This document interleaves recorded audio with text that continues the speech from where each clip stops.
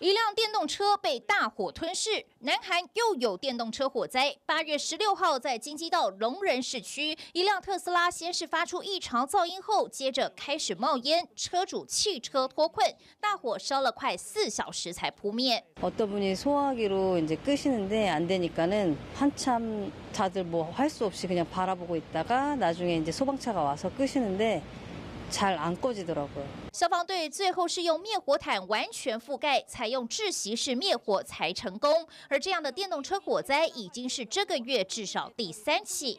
8月1号，仁川公寓大楼的宾士电动车静止状态下自燃，5天之后，中清南道景山郡的一栋停车塔，一辆 Kia EV6在充电时烧起来。 2차 열폭 시작.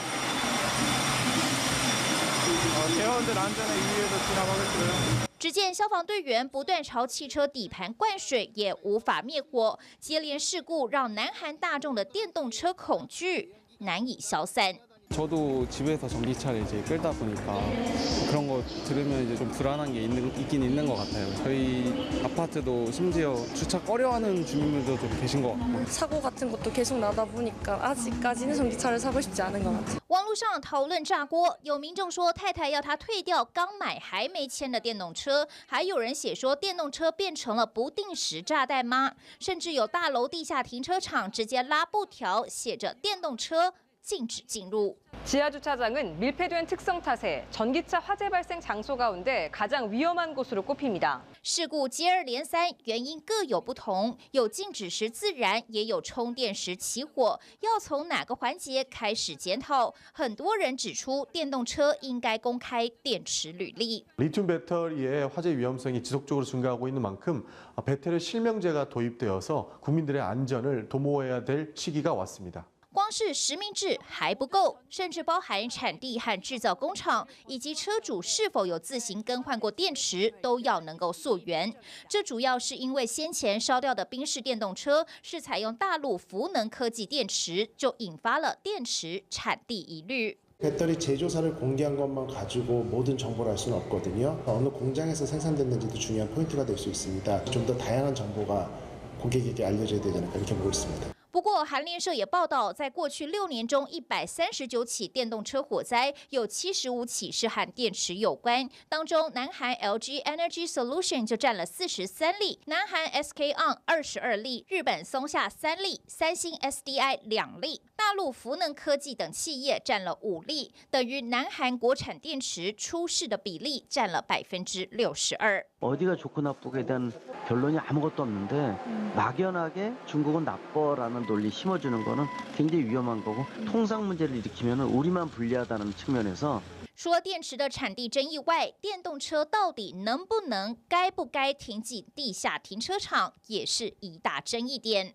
불안하게 봤는데 전기차 충전을 되도록이면은 지상에서 했으면 좋겠고 주차도 지상에 했으면 좋겠다는 생각이 들었어요. 有很多人认为，只要不停在地下停车场，或许伤害就没这么一发不可收拾。但是专家说，就算是停露天的平面车位，也应该要有配套措施。 스프링클러 헤드라든지 소화기, 또 옥내 소화전, 소화 질식포 이런 다양한 소방 시설들이 설치가 되어서 안전성이 확보돼야 할. 专家认为，电动车车位不是只要装个充电桩就没事，专用的灭火消防设备一定要备好。而现在一连串火灾，确实也让南韩民众危机意识高涨。 전기차 화재라고 그 지령이 내려오는데요. 저희가 오늘 시연 드렸던 이런 전문적인 장비들을 추가 차량을 배치해서 거기에 장비를 싣고 같이 출발해서 바로 진입을 시도할 수 있도록 하고 있습니다. 仁川举办的电动车火灾演习就有数百人参加，而且消防员也说出了为什么电动车灭火这么困难。 하부 관창이나 다른 진압 장비로 전기차 밑에 물을 뿌려도 쉽게 진화가 되지 않습니다. 왜냐하면 그 물이 그 배터리까지 도달을 해야 되는데 그러기가 사실 어려운 실정이고요. 包含热失控效应等等都是难处。另外，也有专家提醒，电动车主平时就该做到电池平衡。 전기차 배터리 용량이 20% 미만일 때 100%까지 완속 충전으로 한 달에 한 번 이 셀 밸런싱은 매뉴얼에 이렇게 하라고 권고사항으로 적혀 있습니다. 保持电池平衡，以防车辆过度充电或是放电，增加潜在危险。南韩在过去5年电动车火灾增加了24倍，该如何确保安全，已经是全民话题。TVBS 新闻综合报道。想看最完整的新闻内容，记得下载 TVBS 新闻网 APP。